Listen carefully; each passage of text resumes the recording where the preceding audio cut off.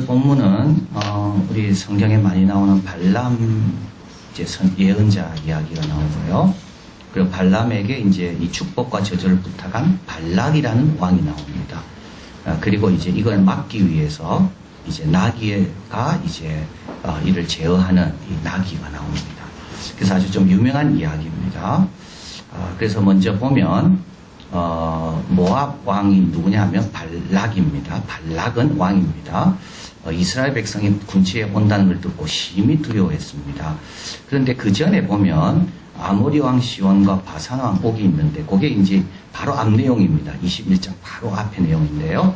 거기 보면 이스라엘 백성은 평화롭게 지나가려 했는데 이들이 싸움을 걸었다가 이들이 다 패하게 됩니다. 이제 그 소문을 들었겠죠. 이제 그래서 이 모압 왕은 안 되겠다 싶어서 싸워서는 안 되겠고, 그래서 이제 유명한 선지자라는 발람에게 부탁을 하는 겁니다. 이제 그들을 좀 저주해라. 그대가 저주하면 그 사람 저주받고, 그대가 축복하면 축복받는 거 아니냐. 그러니까 우리는 싸워서는 안 될 것 같으니까 그들을 좀 저주해라. 22절 6절이죠. 그대가 복을 비는 자는 복을 받고 저주하는 자는 저주를 받을 줄 내가 알니다. 근데 여기 안 통하는 곳이 있습니다. 여러분, 이게 안 통하는 곳이 있습니다. 너무 이런 거 갖고 우리가 겁먹을 필요는 전혀 없습니다. 이게 전혀 안 통합니다. 네, 전혀 안 통합니다. 이게 이제 오늘 본문의 메시지입니다. 22장 26절 나를 위하여 그들을 저주하라. 내가 혹 그들을 쳐서 몰아낼 수 있으리라. 그래서 발람에 대한 기대가 있죠. 발락이 발람에게 이릅니다. 아무리 해도 축복밖에 못하거든요. 그러니까 이제는 저주도 하지 말고 그럼 축복도 하지 말라. 근데요, 입만 벌리면 축복이 나오는 겁니다. 자, 발람이 이제 그냥 발람에게 부탁하지 않겠죠. 이제 22장 7절에 보면 복술의 예물을 준비하고요. 22장 17절에 보니까 그대를 높여 크게 존귀하게 하고, 22장 30절에 가보면 내가 어찌 그대를 높여 존귀하지 못하게 하겠느냐. 내가 엄청나게 좋은 걸 줄 테니까 제발 좀 저주해달라. 이 부탁입니다. 공짜로 부탁하는 게 아닙니다. 예, 그대를 내가 높이겠다. 다 줄 테니까 제발 이스라엘 백성을 좀 저주해달라. 발람은 처음에 일어나 그 귀족들에게 이릅니다. 너희 땅으로 돌아가라. 내가 너희와 함께 가기를 여호와께서 허락지 아니한다. 돌려보냅니다. 근데 또 더 많은 예물을 가져오고 더 많은 귀족들이 와서 부탁을 합니다. 그러니까 이제 하나님께서 발람에게 가라고 이야기를 합니다. 그래서 이제 22장 35절에 발람이 가게 되고 또 나귀가 맞게 되거든요. 그래서 이제 발람이 거기서 회개하게 되고 나니까 하나님께서 또 발람에게 가라고 이야기를 하십니다. 자, 그래서 이제 나귀의 등장 유명한 내용이죠. 그가 행함을 인하여. 근데 하나님이 가라고 했는데 왜 막았을까요? 이거 하나님이 행하신 일을 참 우리가 다 이해하기는 어렵습니다. 그가 행함을 인하여 하나님이 진노하심으로 여호와의 사자가 그를 막으려고 길에 섭니다.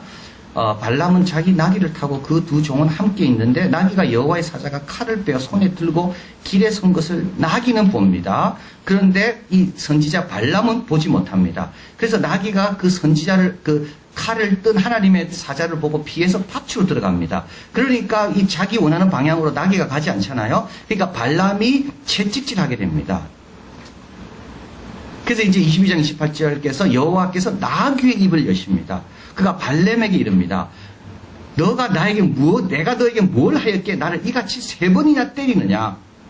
이때 이제 하나님께서 발람의 눈을 밝히십니다. 여호와의 사자가 손에 칼을 빼어들고 길에 선 것을 보고 머리를 숙이고 엎드립니다. 아주 중요한 내용입니다. 여러분, 나귀는 보는데 사람은 못 봅니다. 자연은 아는데 우리는 인간은 모르고 있는 겁니다. 그런데 언제 보는 건지 아십니까? 하나님이 눈을 뜨게 해서 보시고요. 그리고 또 한 가지는요, 겸손히 엎드리니까 하나님께서 비로소 그를 사용하시는 겁니다. 그러니까 인간이 교만하면요, 짐승보다 못해집니다. 짐승은 알아서 다 하는데 인간은요, 오만하고 교만해서요, 무리하게 하고요, 남 해치고요, 하나님의 역사가 있는데도 불구하고 보지 못합니다. 자, 그래서 이제 이 나귀로 인하여 발람이 회개하게 되고, 그 다음에 이제 발람의 대언이 시작됩니다. 그래서 이제 3번 말을 합니다. 하나는 바알 산당 꼭대기에 올라가서 이제 말을 하라, 저주하라 하니까 발람이 하나님 주신 말을 대언하는데 23장 10절입니다. 야곱의 티끌을 네 능히 계산하며 이스라엘의 4분의 1을 너 능히 계수하고 나는 의인의 죽음같이 죽기를 원하며 나의 종말은 그와 같이 되기를 바라고. 그러니까 전혀 저주를 해야 되는데 축복의 말이 계속 나옵니다. 그리고 이제 비스가 산 꼭대기에 또 올라갑니다. 그래서 이제 발락이라는 왕이 안 되겠다 싶어서 또 다른 데 꼭대기 데리고 올라가서 이스라엘 백성을 보여주고 또 저주하라 그럽니다. 근데 23장 19, 23절 너무나도 중요한 말씀이 여기서 또 나옵니다. 저주가 나오지 않고 뭐가 나오는가 하면 축복이 나옵니다. 한번 읽어봅니다. 하나님은 인생이 아니시니 시건치 아니하시고 인자가 아니시니 후회가 없으시도다. 어찌 그 말씀하신 바를 행치 아니하시며 하신 말씀을 실행치 않으시랴. 내가 축복의 명을 받았으니 그가 하신 축복을 내가 돌이킬 수 없도다. 여호와는 야곱의 허물을 보지 아니하시며 이스라엘의 패역을 보지 아니하신도다. 여호와 그의 하나님이 그와 함께 계시니 왕을 부르는 소리가 그 중에 있도다. 하나님이 그들을 애굽에서 인도하여 내셨으니 그 힘이 들소와 같도다. 야곱을 해야 할 사슬이 없고 이스라엘 해야 할 복술이 없도다. 이때 야곱과 이스라엘에 대하여 논할진대 하나님의 행하신 일이 어찌 그리 크뇨 하리로다. 야, 여러분 한번 보십시오. 어떤 복술도 어떤 사술도 어떤 마술도 어떤 굿도 하나님 백성을 건드릴 수 없다는 말입니다. 놀라운 말씀을 지금 하고 있습니다. 여러분 아무 걱정하지 마십시오. 이스라엘 백성은요, 지금 그 앞에까지만 해도요, 하나님 앞에 불평하다가 불뱀을 보내가지고, 불뱀에 물려가 죽고, 막 그런 백성입니다. 근데도 하나님은 그들은 뭐라고 합니까? 그들의 패역을 돌아보지 아니하십니다. 그들의 허물을 보지 않습니다. 이 백성을 하나님은 축복하시고, 지키시고, 약속하십니다. 참 놀라운 내용입니다. 그래서요, 어떤 사슬도 통하지 않습니다. 하나님이 다 맡고 계십니다. 선한 목자 되신 목자께서는 자지도 않고 주무시지 않고 다 깨고 있습니다. 우리는 편안하게 잘 수 있는 이유는 바로 여기에 있는 겁니다. 우리의 가정, 우리의 자녀 하나님께서 다 지키고 계신다는 이 뜻입니다. 참 놀라운 말씀입니다. 그래서 발람이 고용됐다는 말 들었을 때 긴장할 필요가 전혀 없습니다. 그죠? 그쪽 편으로 누가 갔다는 말 들을 때 전혀 겁낼 필요 없습니다. 오히려 그를 통하여 하나님께서 더 좋게 하실 거다. 이게 바로 여기 교훈입니다. 그래서 첫 번째 말하라 하니까 어떻게 됩니까? 야곱의 4분의 1도 개수할 수 없다. 이 야곱은 정말 축복받았다. 두 번째 또 저주하라 하니까 뭐라 말합니까? 아니다. 어떤 사슬도 어떤 복술도 여기에는 통하지 않는다. 이들은 하나님의 백성들이다. 이렇게 이야기하는 겁니다. 자, 그래서 세 번째 또 부월산 꼭대기로 데려갑니다. 그러니까 또 뭐라 말합니까? 야곱이여 내 장막이여 이스라엘이여 내 거처가 어찌 그리 아름다운지요. 결과 23장 11절 한번 읽어봅니다. 발락이 바람에게 이르되 그대가 어찌 내게 이같이 행하느냐. 나의 원수를 저주하라고 그대를 데려왔거늘 그대가 온전히 축복하였도다. 예, 여러분 얼마나 귀한 내용입니까? 요셉은 형들이 요셉을 팔았습니다. 근데 하나님은요, 그거를 변화시키셔서 이스라엘 백성을 구원하려고 요셉을 먼저 보내신 겁니다. 참 귀한 내용입니다. 그래서 하나님 백성이 복이 있다는 게 바로 이런 겁니다.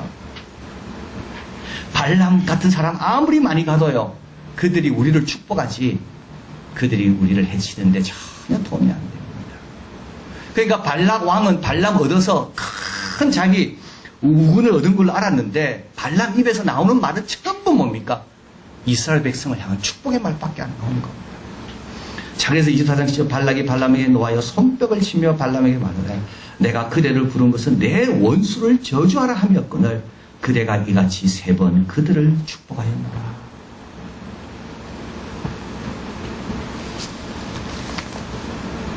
자, 여기서 교훈은 하나님 백성의 가장 큰 자랑이며 배경은 하나님이십니다. 아브라함에게 이야기하죠. 너를 저주하는 자를 내가 저주하고 너를 복에 비는 자를 내가 복을 준다.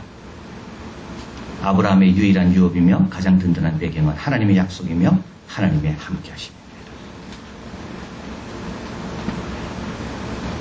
두 번째, 평안을 비는 자가 되어야 됩니다. 여러분, 저주하는 자는 본인만 더 나빠집니다. 평안을 빌면요, 그 평안이 받기에 합당하면 거기에 가고 그렇지 않으면 나에게 돌아온다고 했습니다. 이 발락은요, 저주해 주기를 원했잖아요. 만약에 축복해 주기를 원했다면요, 이 발락 왕은요, 큰 복을 받았을 겁니다, 아마. 발람을 불러서 돈을 많이 주면서 야, 그들 좀 축복해줘라. 그들이 애굽에서 광야에서 얼마나 고생하고 있고 하나님을 위해서 가는 제사장 나라다. 그들이 잘 돼야 그들이 우리를 위해 기도하면 우리가 잘 될 것이다. 제발 그들을 축복해줘라. 이랬더라면 이 발락 왕은요, 굉장히 복 받았을 겁니다. 그런데 저주하면 저주할수록 자기 영혼은 더 황폐하게 됩니다. 여러분, 저주하면 안 됩니다. 돌이켜 감사하는 말을 하고 축복하고 복을 빌어줘야 됩니다. 이 자격 없습니다, 이 사람들. 그죠? 그럼에도 불구하고 하나님이, 예수님이 뭐라 해야겠습니까? 평안을 빌어라 그랬거든요. 그래서 우리는 평안을 비는 사람입니다. 그리고 하나님의 신실하심을 믿어야 됩니다. 하나님 뜻은 바뀌지 않습니다. 3번이나 동일한 말씀입니다. 그죠? 아무리 부족한 백성이라도 하나님은 여전히 귀하게 보십니다. 거기에 누가 있습니까? 여호수아가 있거든요. 거기에 모세가 있습니다.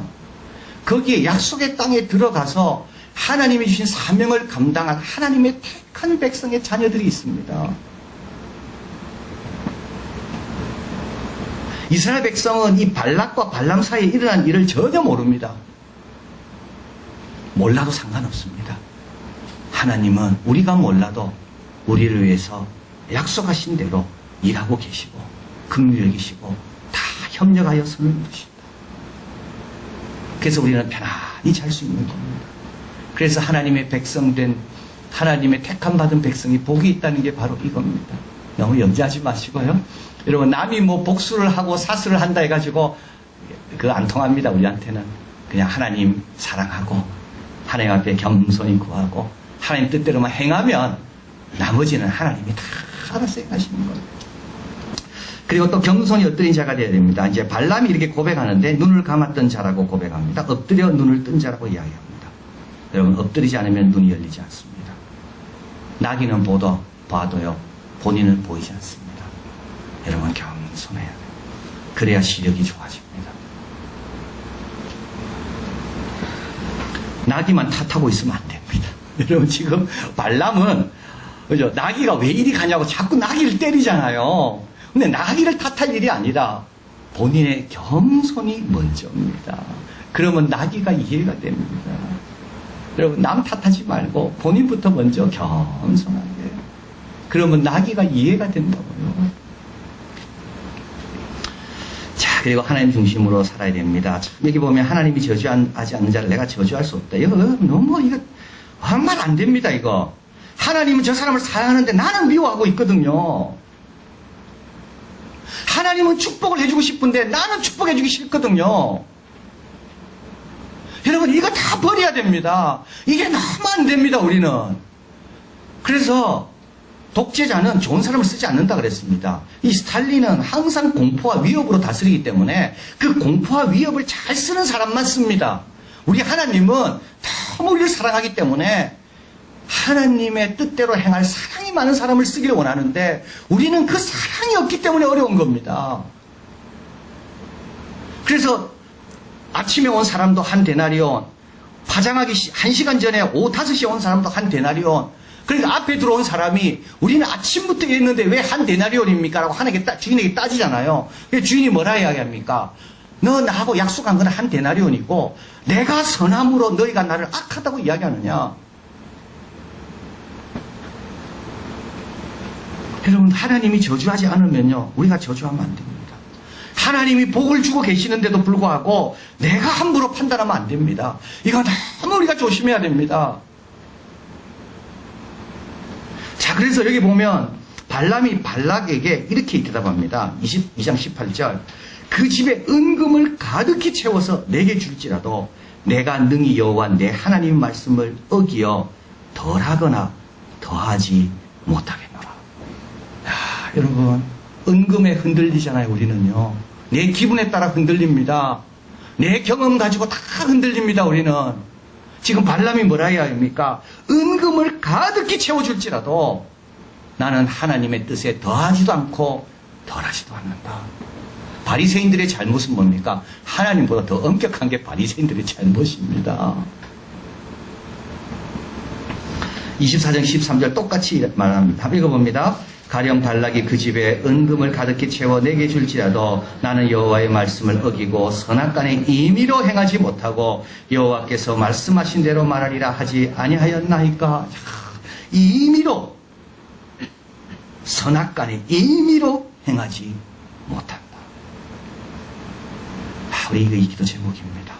나는 때로는 부족한 게 너무 많이 보여서 싫지만 하나님이 품어주면 그 돌아온 탕자의 첫째 아들처럼 되면 안 됩니다. 아버지가 기뻐하면 나도 기뻐하는 거고요. 아버지가 품으면 나도 품어야 되는 겁니다. 내 임의로 하나님의 말씀을 더하거나 덜하면 되지 않습니다. 참 얼마나 귀한 교훈인지 모릅니다. 저는 이걸 묵상하다가 다니엘서 3장이 생각났습니다. 사드락 메삭 아벳느고에게 느부갓네살왕이 이렇게 말하잖아요. 이제라도 너희가 예배하였다가 언제든지 내가 만든 신상에 엎드려 절하면 좋거니와 너희가 만일 절하지 않으면 즉시 극렬히 타는 풀무 가운데 던져 넣을 것이니 능히 너희를 내 손에서 건져낼 신이 어떤 신이겠느냐. 사드락 메삭 아벳느고가 왕에게 대답합니다. 느부갓네살이여, 우리가 이 일에 대하여 왕에게 대답할 필요가 없나이다. 우리의 대답은 같습니다. 왕이 묻든 신하가 묻든 약한 사람이 묻든 누가 물어도 우리의 대답은 같습니다. 만일 그럴 것이면 왕이야, 우리 섬기는 하나님 우리를 긍휼히 타는 풀물 가운데 능히 건지게 하시겠고 왕의 손에도 건져내시다. 그리 아니하실지라도 왕이여, 우리가 왕들의 신을 섬기지도 아니하고 왕의 세운 금신상에 절하지도 아니할 줄을 아옵소서. 몇 살이지요? 15살입니다. 사드락 메삭 아벳느고는 15살. 왕에게 잘 보여야 됩니다. 근데도요, 잘하지 않습니다. 은금을 가득 실어준다 할지라도 선악간에 임의로 행하지 않습니다. 이게 하나님 중심의 삶입니다. 하나님이 이렇게 도우시고 책임지시는데 뭐를 두려워하고 뭘 염려해야 될까요? 오늘도 우리를 지키시고 어떤 사슬고 어떤 복술도 통하지 않도록 다 막고 계시는데 뭐가 두렵습니까? 자, 필립 붓드는 이 이야기를 이렇게 말합니다. 이 이야기는 이스라엘 성공의 확실에 대한 감동을 주는 찬양이다. 이스라엘의 행진은 대적의 모략에 의해 정지되거나 가로막히지 않는다. 하나님은 가장 나쁜 것으로 유익한 것으로 돌아설 수 있게 하신다. 인간의 어떤 음모나 계획도 하나님과 약속과 진행을 막을 수가 없다. 그래서 우리가 할 일은 뭐죠? 게으르다는 뜻은 아닙니다. 우리는 약속을 땅을 향해 하나님신 비전을 향해 약속의 말씀을 향해 계속 앞으로 나가는 겁니다. 여러분, 오늘 이 말씀을 꼭 기억하시고 선악간에 임의로 하지 말고 하나님 말씀대로 하고 그리고 염려나 두려운 것도 하지 말고 오늘도 하나님 지키시고 함께 하신다. 이 귀한 하나님이 내 아버지요, 나는 그의 자녀다. 이런 확신으로 승리하시는 우리가 되길 바랍니다.